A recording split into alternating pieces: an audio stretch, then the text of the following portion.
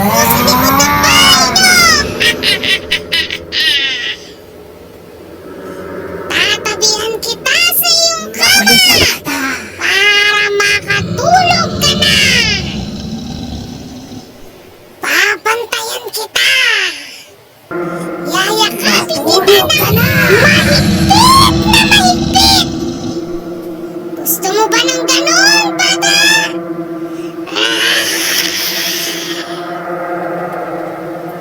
Pwes, saan na kita? Ayaw mong bantayan kita! Ipikit mo na yung mga mata mo! Huwag nang matigas ang ulo! Huwag na natin yan! Bata! Babalik ako mamaya! Sisilipin ulit kita sa inyong bintana!